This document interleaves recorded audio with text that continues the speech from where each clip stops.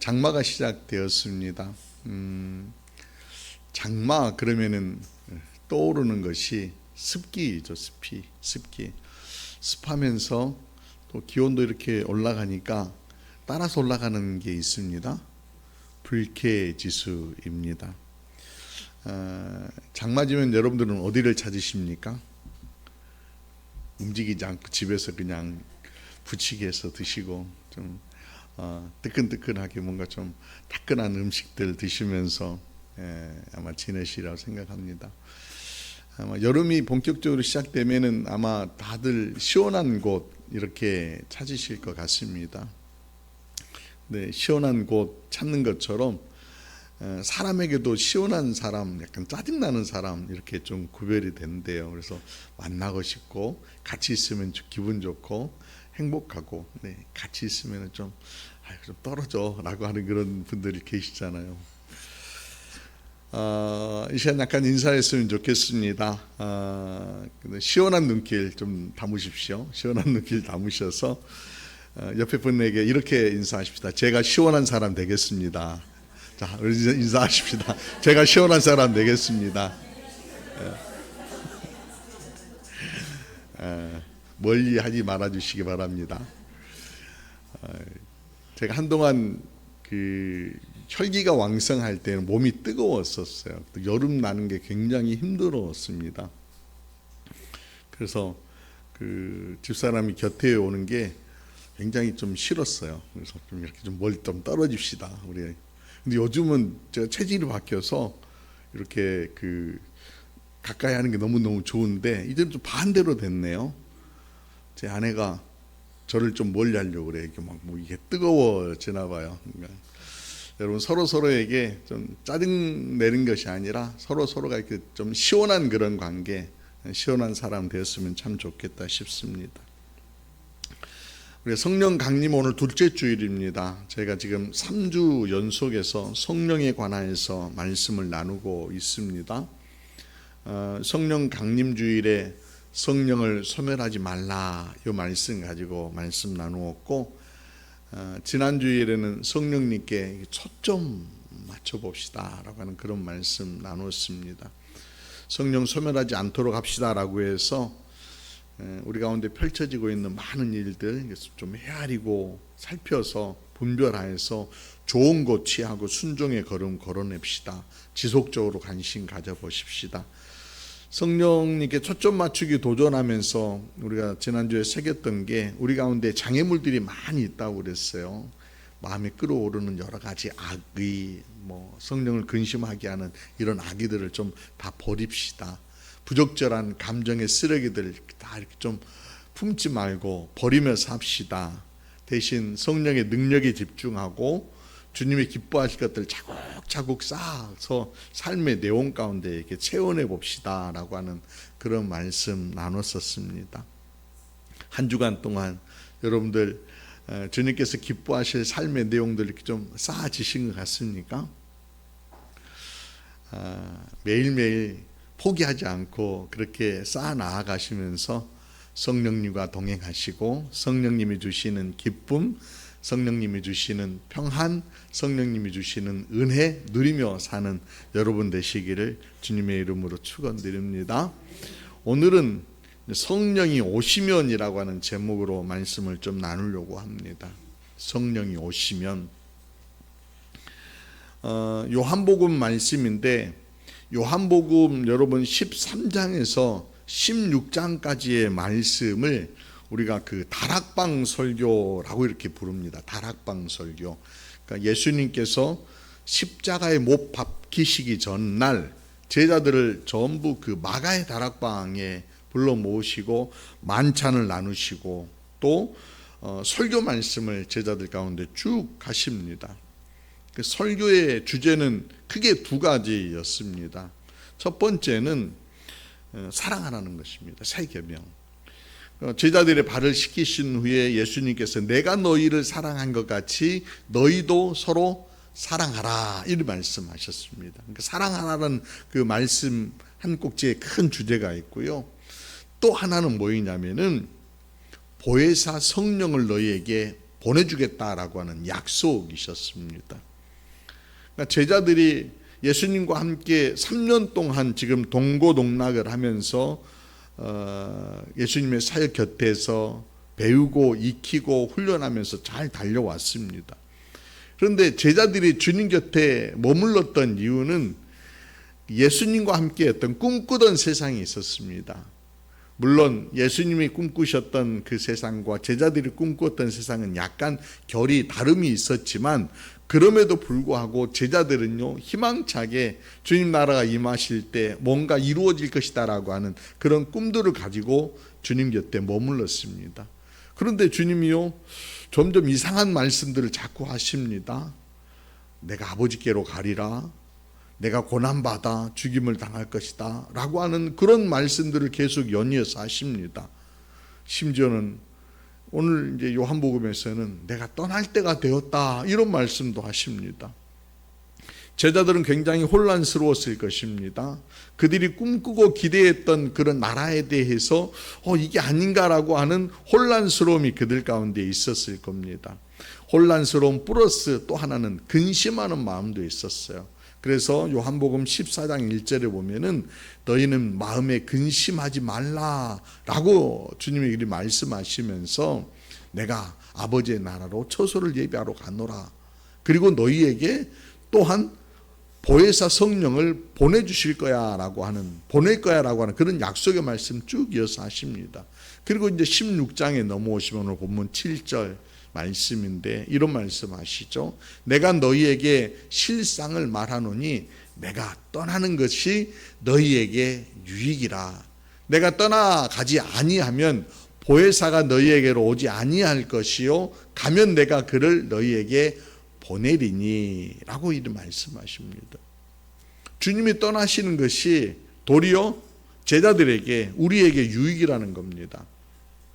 예수님이 떠나가시지 않냐면은 보혜사 성령이 오지 않으실 거라는 겁니다. 주님 보내실 수 없다는 겁니다. 그리고 나서 성령이 오심으로 제자들이 누릴 유익에 대해서 예수님께서 소개해 주시는 말씀이 그 뒤에 이어서 나오게 됩니다. 성령이 오시면 첫 번째 13절 말씀인데요, 진리 가운데로 인도하십니다. 13절 말씀 같이 한번 읽어볼까요? 시작. 진리의 성령이 오시면 그가 너희를 모든 진리 가운데로 인도하시리니. 아멘. 성령님이 하시는 아주 주요한 사역 하나가 우리들을 진리 가운데로 이끌어 가시는 것입니다. 그 진리 가운데로 이끌어 가신다는 얘기는 그냥 어느 한 지점으로 끌어간다라고 하는 그런 표현도 되겠지만은 또한 진리 안에 거하며 진리 안에 살며 진리 가운데에 진리였던 삶의 모습들을 펼치며 살게 하신다는 겁니다. 물론 예수님께서도 제자들에게 진리를 가르치셨습니다. 그러나 여러분 생각해 보세요. 예수님 말씀하셨지만은 제자들이 받았던 그 예수님의 말씀들이 깨달아지고 또 그 말씀대로 살아내야 되겠다라고 다짐하고 결단하고 살아낼 수 있었던 것은 예수님이 곁에 계실 때가 아니었습니다. 성령이 그들 가운데 임하였을 때 그렇게 살아낼 수 있었던 겁니다. 바로 성령님이 보혜사 되으셔서 도우시고 이끌어 주셨기 때문에 가능했다라고 하는 겁니다. 그렇습니다. 성령님은 하나님의 영이시기 때문에 하나님의 말씀을 가장 정확하게 바르게 깨닫게 해주시는 분이십니다.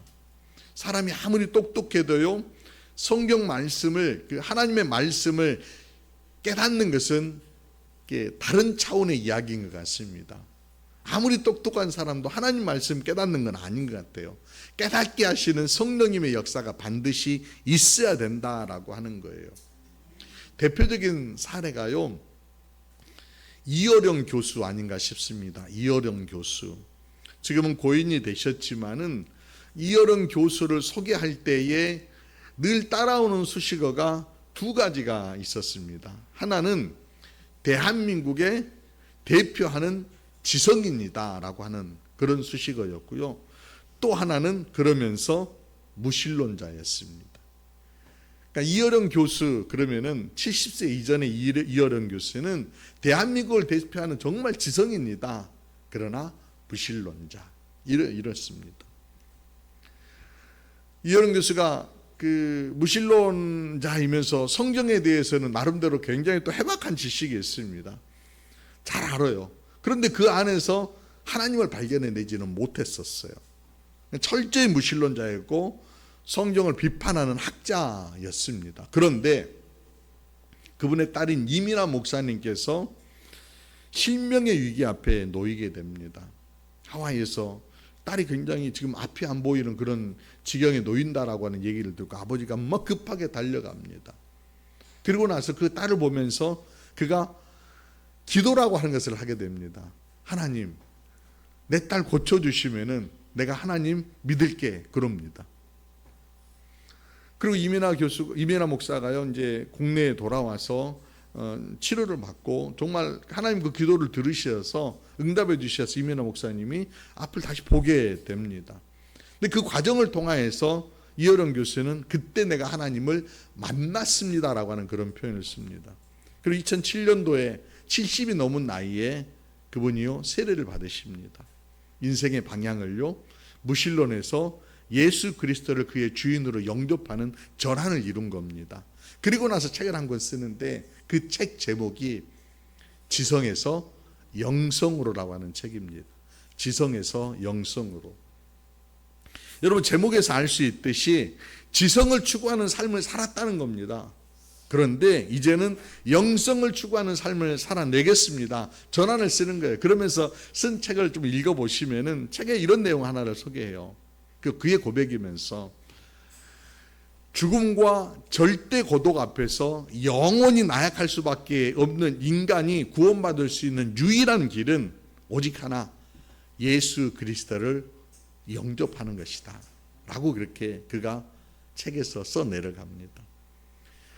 자신이 지성으로 발견할 수 없었던 것들, 근데 정말 영적으로 주님을 만날 때에, 믿음으로 만날 때, 믿음으로 주를 고백하고 예수를 주로 영접할 때, 하나님을 부를 때에, 하나님께 구할 때에 영성이, 성령의 어떤 감동, 성령의 역사가 있을 때에 내가 하나님을 만날 수 있었고, 그 예수 그리스도를 영접하는 길들이 죽음과 고독, 나약함에서 벗어날 수 있는 길이다라고 이어령 교수가 얘기하는 겁니다. 그렇습니다. 믿음으로 하나님 앞에 나아갈 때에 성령께서 우리 마음 가운데 찾아오셔서 진리를 깨닫게 하시고 영원한 생명의 말씀으로 길을 보여주실 뿐만 아니라 그 길 가운데서 우리가 든든하게 걸어낼 수 있도록 이끌어 주시고 인도하시고 도우시는 분이 바로 성령님이십니다. 우리 위기를 만날 때 성령님은요, 우리가 하나님의 자녀답게 살아낼 수 있도록 곁에서 말씀으로 또는 손길로 또는 선한 분들의 도움의 손길들을 붙여주심으로 이렇게 인도하시는 것을 볼 수 있습니다. 대표적으로 초대교회 이야기를 한번 잠깐 같이 나눠보십시다. 초대교회, 예수님께서 부활의 어떤 광경들을 제자들 가운데 보이시고 또 성령을 기다리라고 하여서 그들이요 마가의 다락방에서 다시 기도하며 성령 임재를 간구하고 있습니다. 그런데 또 한편에서는요 어떤 바람이 불어오고 있냐면은 예수님을 십자가에 못 박아 죽였던 무리들이요 그 예수님을 따르고 있는 이들을 향하여서 핍박의 칼을 뽑아서 들이대고 있던 그런 고난의 바람이 매섭게 불어오고 있는 때였습니다. 고난의 바람이 불어올 때 그들이 헤쳐나아갈 길들이 보이지 않는 것입니다. 어떻게 헤쳐나아가는 것이 정말 우리가 생존하고 살아내고 또 신앙의 길들을 헤쳐나아갈까 불가능해 보입니다. 인간적으로 한번 판단해 보십시오. 한쪽에서는 예수를 죽였던 그 무리들이 저들마저도 다 쓸어버리겠다라고 침을 귀합하고 모으고 있는데 상식적으로 그들 앞에 서서 믿음을 지키며 나아간다라고 하는 것이 마치 촛불이요 큰 태풍 앞에 펄럭이고 있는 거하고 마찬가지인 겁니다. 한번 훅 불어버리면 사라져버리고 쓰러져버릴 수밖에 없는 그런 존재들이 바로 초대교회의 성도들이었던 겁니다. 상식적으로 인간적인 판단으로 볼 때 공동체가 흩어지는 것이 당연합니다. 당연합니다. 근데 놀라웠게 그들은 흩어지지 않고요, 더 담대하게, 더 뿐만 아니라 지혜롭게 믿음의 길들을 헤쳐 나아갑니다. 사도행전을 보면은요, 대표적으로 베드로와 요한 얘기가 서두에 막 여러 모양으로 증거가 되어지는데, 베드로와 요한이요 성전을 올라가는데 성전 미문에 나면서부터 안진병이었던 한 거린이 구걸을 합니다. 그때 베드로와 요한이 뭐라고 그를 향해서 외칩니까? 그 은과 금은 내게 없거니와 나사렛 예수의 이름으로 일어나 걸어라. 아니, 그 입에서 어떻게 그런 말이 떨어져 나올 수 있습니까? 원래 베드로, 여러분 잘 생각해 보세요. 베드로 어떤 사람이었는지, 불과 얼마 전까지만 해도 어떤 사람이었는지 여러분 한번 떠올려 보세요. 그럴 만한 인물이 아니라니까요. 은과 금은 내게 없거냐 나사렛 예수 이름으로 일어나 걸어라, 이렇게 세울 만한 그런 사람 아니에요. 그런데 그가 지금 그렇게 외치면서 그를 이렇게 세우고 있다는 겁니다. 베드로와 요한이요 공의 앞에 끌려갑니다. 일종의 재판정 앞에 딱 끌려갔어요. 종교 지도자들이 쫙 도열해 있고 세워놓고 표적과 이적은 다시는 행하지 말으라고 협박을 합니다. 예수를 다시는 전하지 말라라고 회유합니다. 그때 사도행전 4장 말씀 보면 19절에서 20절에 베드로와 요한이 대답하는데 이리 대답합니다. 하나님 앞에서 너희 말을 듣는 것이 하나님의 말씀을 듣는 것보다 옳은가 판단하라. 우리는 보고 들은 것을 말하지 아니할 수 없다니. 아니, 어떻게 이렇게 얘기할 수 있습니까? 그가 무슨 정말 특별한 지식이나 능력을 소유해서가 아닙니다, 여러분. 오직 성령이 그들을 찾아오시었고 성령이 그들을 감동시키셨고 그들 가운데 성령의 역사가 꿈틀거리고 있기 때문에 그가 이렇게 말할 수 있는 것입니다. 그래서 담대하게 성령이 인도하신 따라서 걸음들을 걸어냈던 겁니다. 초대교회 성도들이 그런 거예요. 위기 가운데에서 물론 순교당하시는 분들도 있지만은 성령의 역사가 교회를 더 왕성하게 부흥할 수 있는 길들을 열어내시더라는 겁니다. 사도들에만 그런 걸까요? 철로 역정의 저자였던 존 버년에게도 이런 이야기 하나가, 아주 신비로운 이야기 하나가 전해져 옵니다. 존 버년은 영국 분이십니다. 당시 영국에 살고 있을 때 영국의 국교는 성공회였습니다. 성공회. 물론 지금도 영국의 국교는 성공회입니다. 근데 성공의 이외에 다른 어떤 개혁교회 전통을 따라서 신앙생활을 하고 있는 것에 대해서 굉장히 핍박을 했습니다. 존 버년은 개혁교회의 어떤 그 설교자로 활동을 하고 있었는데, 그가 설교를 하니까 많은 사람들이 회심을 하고 또 부흥의 어떤 역사가 일어나려고 하니까 영국 국왕이요 그를요 감옥에다가 가둬버립니다. 억울하잖아요.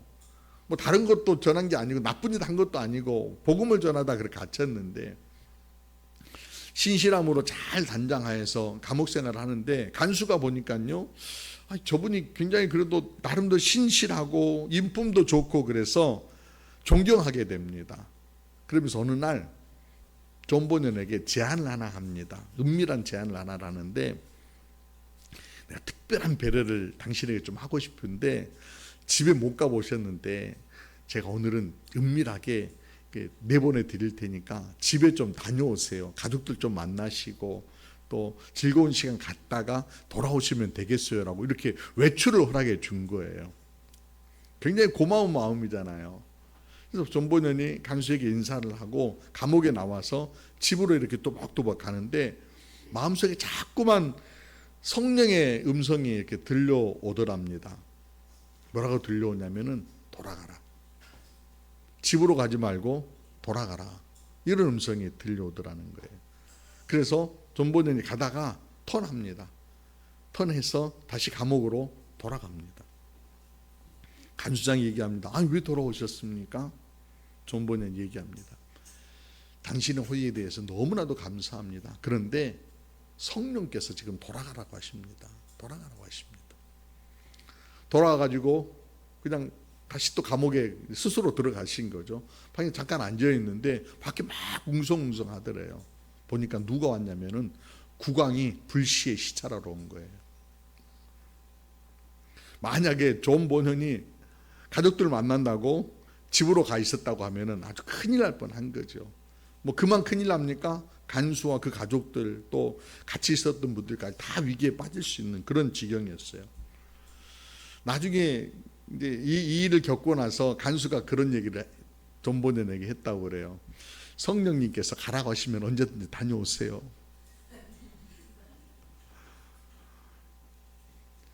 여러분, 우리 삶 가운데에도 내가 민감하게 어떤 구하고 또 여러분 간절히 원하면은 성령의 인도하심 받으면서 삶을 분명 살아낼 수 있으라고 믿습니다.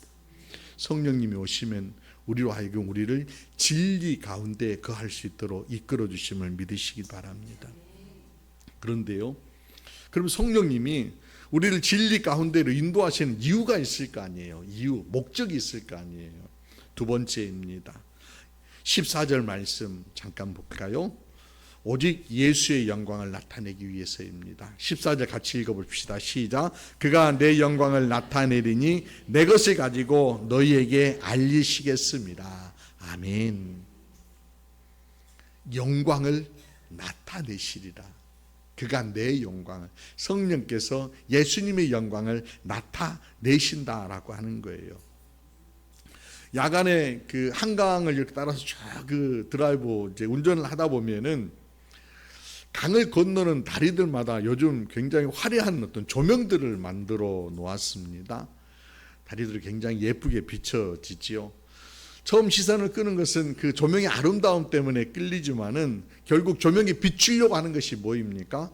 다리이죠, 다리. 이처럼 성령은 조명입니다, 조명. 누구를 비치는 조명이에요? 예수 그리스도를 비추는 조명이다라고 하는 거예요. 성령이 그러면 우리 가운데 거하시어서 비추기를 원하시는 분은 누구시다라고요? 바로 예수 그리스도를 비추기를 원하신다라고 하는 거예요. 그래서 성령님은 끊임없이 한 방향으로 우리를 이끌어 가십니다. 하나님께 영광, 예수 그리스도께 영광, 예수 그리스도를 자랑, 예수 그리스도를 드러내는 삶. 그 한 방향으로 끊임없이 이끌어 가시는 거예요. 마치 세례 요한이 말이에요. 광야에 먼저 와서 외치는 자의 소리를 사역했습니다. 많은 사람들이요 그를 따랐습니다. 혹자들은 그가 메시아라고 여길 정도로 얘기합니다. 그가 막 높임을 받는 겁니다. 그때 사도 세례 요한이 요한복음 3장에 보면 이렇게 얘기합니다. 그는 흥하여야 하겠고 나는 쇠하여야 하리라 라고 그렇게 얘기합니다. 드러내기를 원하시는 분이 누구라는 거예요? 오직 예수 그리스도이다라고 하는 거예요. 성령님의 사역도 이와 같습니다. 성령님은 자기 영광을 구하지 아니하고 오직 예수님께 모든 시선을 고정하고 그분을 높이며 그분을 비추기를 원하신다는 거예요. 성령님이 내 안에 거하신다라고 하면은 바로 그런 삶을 우리도 그렇게 따라가고 그렇게 성령님이 충동하시는 데 이끄시는 대로 우리가 뭘 비치는 거예요? 예수 그리스도를 비추는 삶을 살아낸다라고 하는 거죠. 근데 이게 참 쉽지 않아요. 왜 쉽지 않냐면은 나의 연약함 때문에 내가 또 어떤 날 보면은 잘 하다가도 안 되는 때들이 있잖아요. 예수님께 영광 이러다가도 그냥 뭐 내가 또 예수님께 누가 되는 건 아닌가라고 하는 그런 불편한 일들을 우리가 만나는 때들이 많다는 거예요. 자격이 있나? 나 넘어지는데, 나 부족한데 라고 하는 생각. 근데 오늘 제가 여러분들에게 드리는 스카 솔츠 목사님이란 분의 이야기 하나를 좀 소개해 드리려고 하는데 이 이야기가 좀 위로가 됐으면 참 좋겠습니다. 저는 위로가 됐었습니다. 목사님 얘기니까 저는 위로가 됐었습니다. 이번 주에 제가 그 갈릴리 선교 독서 모임을 하는데 이분이 쓰신 그 세상이 기다리는 기독교라고 하는 그 책이 있는데 이 책에 이분의 이야기, 당신의 이야기 하나 좀 한 꼭지 얘기해 주셨는데 이 목사님은 미국의 그 테니스주라고 하는 그 주가 있는데 거기에 내슈빌이라고 하는 곳에 그리스도 장로교회 담임 목사님이세요. 그러니까 팀 켈러 목사님과 함께 뉴욕에서 사역을 하셔서 굉장히 많이 미국 사회에서 알려져 있는 그런 분이신데 이분이 본인 책에서 이런 이야기 하나를 소개를 합니다.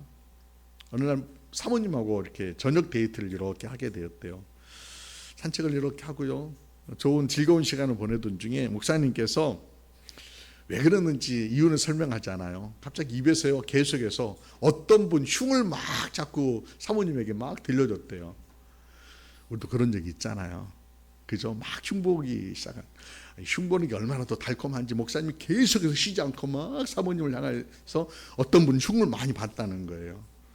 사모님 좀 그냥 중단시켜 주시지. 한참을 또 사모님 들어주시더래요. 들어주시니 또 막 계속 하신 거지. 많이 쳐다보면서 계속 들어주시더래요. 그러니까 한참을 들으시고 아주 부드럽게 사모님 목사님에게 이렇게 말씀하셨대요. 여보, 방금 한 말들은 다 해서는 안 되는 말인 줄 아시죠? 라고 이렇게 얘기하시더라고요. 그러니까 평소에 험담에 관하여서 목사님이 경계의 말씀들을 자주 성도들에게 전했던 듯 싶어요. 흉보는 것은 우리가 금합시다 라고 하는 그런 설교를 하셨던 거예요. 그런데 지금 당신이 지금 흉을 보고 있으니 정신이 번쩍 들더래요. 그러니까 아내가 그렇게 얘기를 해줬으니까 이제 누구 앞에 서면은 그 고양이 앞에 이제 쥐가 되는 거예요. 그 아내 앞에만 서면은 야, 내가 이러고도 하나님의 진리를 전하는 목사냐? 이런 생각이 막 마음에 들더라는 거예요. 하나님의 형상을 품은 인간이 그토록 쉽게 저주의 입술을 가지고 너 어떻게 매주 복음을 선포할 수 있겠어? 라고 하는 그런 마음들이 막 마음속에서 꿈틀거리더라는 거예요. 몇 날 며칠을 씨름하고 나서 사모님께 아주 조심스럽게 이렇게 물어봤대요. 당신 나를 위선자로 여기시죠? 당연히 위선자인 것을 자기가 알고 있는 거예요. 사모님께서 그 말을 쓱 들으시더니 목사님께 이런 말씀을 하셨어요. 당신이 전한 복음의 양면성을 스스로에게 적용시켜 보세요. 이렇게 얘기를 해주더라는 거예요. 복음의 양면성? 여러분, 복음의 양면성이라고 하는 게 굉장히 중요한데요. 스캇 솔주 목사님께서 성도들에게, 또는 지금도 우리가 많이 이렇게 성도들과 나누는 것 가운데 복음의 양면성이라고 하는 것이 있습니다. 이 복음에는 양면성, 뭐냐면은 복음 안에는 인간 모두들은 연약하고 망가진 죄인이다라고 하는 한 면이 있습니다. 그런데 신실하신 하나님께서는 예수 그리스도를 통하여서 하나님의 자녀로 구원해 주셨습니다. 그래서 마치 동전의 양면처럼 나에게는 죄인이라는 면과 하나님의 자녀이다라고 하는 양면성을 지닌 존재이다라고 하는 거예요. 내가 예수 그리스도를 구주로 영접하여서 하나님의 자녀가 되었으니까 죄인은 다 사라져버리고 정말 신실함으로 온전하게 무장하여서 탁탁 주님처럼 걸어내고 있는 분이 계십니까? 그러지 않다는 거예요. 누구에게든지 이 복음의 양면성이 있어요. 죄인이기 때문에 죄인이다라고 하는 것을 품고 살고, 또 하나님의 자녀이기 때문에 은혜로 살아가는 이 두 가지 면이 있는데, 보십시다. 내가 죄인이기 때문에 상대에 대해서는 그럼 어떻게 해야 돼요? 정죄해야 돼요? 정죄해서는 안 된다라고 하는 거예요. 또 하나님의 자녀이기 때문에 내가 죄인이면서도 열등감에 사로잡혀 살아야 돼요? 아니라는 거예요. 열등감 잡혀 살 필요가 없다라고 하는 거예요. 이게 바로 복음의 양면성이라고 하는 건데, 스캇 솔주 목사님께서 성도들과 많이 나눴던 그 말씀이라는 거예요. 근데 문제는 그 복음의 양면성을 성도들에게는 지니면서 우리 위로받으시다, 정죄하지 맙시다라고 얘기를 했는데, 본인 스스로에게는 다시 적용이 안 돼서 지금 열등감, 우울감, 자기는 늘 신실한 목사이겠지라고 하는 거기에 의에 사로잡혀 살아냈다라고 하는 거예요. 여러분, 성경의 모든 인물들 한번 보십시오. 다 양면성이 있습니다. 도덕적으로 신앙적으로 흠이 없고 완벽하여서 하나님이 사용하신 것이 아니라는 겁니다. 가늠한 다윗 보세요. 가늠했지만은 마음에 합한 자라고 주님 말씀해 주시잖아요. 핍박자요 살인자였던 사도 바울은 어떻습니까? 배신자이고 다툼만 일삼았던 베드로는 또 어떻습니까? 아브라함은 완벽한가요? 거짓말장이잖아요. 믿음이 막 연약하였던 사람이었잖아요. 모세는 어떻습니까? 쫄보이고 살인자이고 도망자였던 사람이 모세 아닙니까? 여러분 그렇게 놓고 보다 보면 아무런 소망이 없는 구제불능의 죄인이지만은 하나님은 어떻게 여기십니까? 궁일히 여겨주시고 사용하시는 하나님이시더라는 겁니다. 이 복음의 양면성을 잘 한번 당신에게 적용해 보세요. 목사님이 적용해 보니까 나 스스로 말씀을 적용하는 거에 나 스스로 의에 빠져 있었구나. 나 스스로 사람들은 끊임없이 불편한 얘기들 할 수밖에 없는 연약함을 지니고 있었던 것들 회개해야죠. 여러분 이제 복음의 양면성은 굉장히 또 위험하면서 조심스러운 면이 있습니다. 그 면이 뭐냐면은 자신의 실수를 정당화시키려고 하는, 합리화시키려고 하는 그런 오류에 빠질 수 있습니다. 내가 죄인이기 때문에 철저하게 죄를 더 살피고 하나님의 은혜의 빛이 내 가운데 오니까 이 어둠들을 몰아내면서 은혜의 가운데 삶을 살아내야 되겠다라고 하는 그런 모양으로 성령의 인도하신 따라 걷는 것이 중요한 것이지, 아이 그래 나도 오라 나는 연약한 자이다 이렇게 그래도 하나님이 용서해 주실 거야. 죄는 끊임없이 저지르면서 그런 모습으로 살아가는 것은 옳지 못하다라고 하는 겁니다. 마틴 루터가 했던 얘기입니다. 이런 얘기를 합니다. 우리는 오직 믿음으로 구원을 받지만 믿음으로 끝이 아닙니다. 진정한 믿음은 언제나 은혜와 덕목 안에서 성장이 따릅니다 라고 하는 그런 얘기를 합니다. 자라가야 된다는 거예요. 양면성 면에서 한쪽 면은 점점점 흐릿하게 지워내야 되고 한쪽 면은 점점점 강화해 나아가는 것, 온전함을 향하여서 자라가는 것들이 필요하다라고 하는 겁니다. 사랑하는 여러분, 머물고 중단하는 것은 결국 패보인 겁니다. 신앙이라고 하는 것은 끊임없이 머물고 중단하는 것이 아니라 도전과 성장을 이루어서 온전함을 향하여서 나아가는 것입니다. 비록 우리가 부족함이 있습니다. 온전한 사람 어디 있습니까? 그럼에도 성령의 임재에 따라서 성령의 이끄심 따라서 그 길들을 걸어내야 하는 것입니다. 구약시대의 위대한 선지자 엘리야 이야기입니다. 엘리야는요 하늘에서 불이 내려오도록 또 바알 선지자들을 물리치는 아주 놀라운 능력을 행했던 분이십니다. 그를 따르던 제자가 있었습니다. 엘리사입니다. 엘리야가 하늘로 승천하려고 할 때에 엘리사가 스승에게 요청을 합니다. 열왕기하 2장 9절 말씀 같이 읽어봅니다. 시작. 엘리야가 엘리사에게 이르되 나를 내게로 데려감을 당하기 전에 내가 내게 어떻게 할지를 구하라. 엘리사가 이르되 당신의 성령이 하시는 역사가 갑절이나 내게 있게 하소서 하는지라. 아멘. 여러분 밑줄 짝. 성령이 하시는 역사가 갑절이나 내게 있게 하소서. 이런 간구는요 엘리사가 엘리야의 그림자를 따라가는 사람으로 머무르는 것이 아니라 새로운 기름 부음과 능력으로 현재의 사역을 더 신실하게 능력 있게 감당해내려고 하는 열망이 그에게 있다라고 하는 거예요.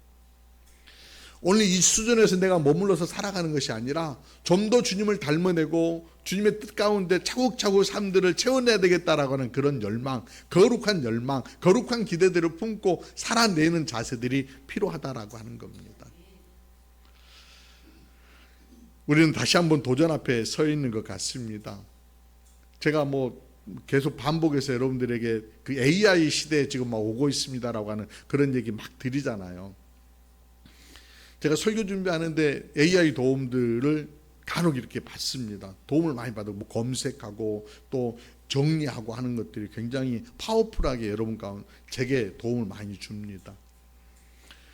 시간 많이 절약되고요. 더 풍성한 자료들을 찾아낼 수 있고. 근데 우리의 삶 가운데도 이런 변화들이 오고 있는 것 같아요. 근데 중요한 건 뭐겠습니까? 세상은 지금 다양하게 변화할지라도 내 안에서는 성령의 역사들이 더 끊임없이 더 이것들을 해석하고 더 받아들이고 어떻게 삶들을 살아내야 될지에 대한 그런 갈망들, 성령의 이끄심 따라서 걸어내는 걸음들이 우리 가운데도 같이 상승해야 된다라고 하는 겁니다. 문화가 발전하고요. 환경이 막 발전하니까 안타까운 것은 그걸 따라서 그쪽으로 자꾸 치우쳐서 교회가 비는 현상들이 나온다고 그러는데 다시 한번 도전 앞에 서 있습니다. 그럴지라도 여러분 성령의 인도하심 따라서 진리 가운데 거하시며 모든 순간 예수 그리스도를 드러내는 하나님의 사람됨을 기억하십시다. 그리고 세상 가운데에서 예수 그리스도를 드러내는 저와 여러분 모두가 될 수 있기를 주님의 이름으로 축원합니다. 기도드리시겠습니다. 거룩하신 아버지 하나님, 오늘 성령의 역사에 대한 귀한 말씀을 주시니 감사를 드립니다. 진리이신 예수 그리스도를 더욱 알아가게 하시고 성령님의 인도하심 따라 살아갈 수 있도록 은혜를 더하여 주시니 감사를 드립니다. 주님, 우리의 연약함과 부족함을 아시는 하나님이심을 고백합니다. 때로는 내 생각과 판단에 의존하여 살아가려는 우리의 모습을 용서해 주옵소서. 성령님께서 우리 마음 깊은 곳에 거하시어 하나님의 뜻을 분별하고 순종하는 지혜를 주시옵소서. 어려운 결정 앞에서도 성령님의 음성에 귀를 기울이며 주님께서 예비하신 길을 담대히 걸어갈 수 있도록 도와주옵소서. 무엇보다도 우리의 삶을 통하여서 예수 그리스도의 영광이 드러나게 하여 주옵소서. 우리가 조명등이 되어 어둠 가운데 있는 이웃들에게 그리스도의 사랑을 비추고 세상을 진리 가운데로 이끌어낼 수 있는 우리 모두가 쓰임받기를 원합니다. 이번 한 주간도 성령의 능력 안에서 승리하고 주님의 기뻐하시는 삶을 살아낼 수 있도록 도와주옵소서. 우리의 구주이시고 우리의 참 빛이신 예수 그리스도의 이름으로 기도드리옵나이다. 아멘. 아멘.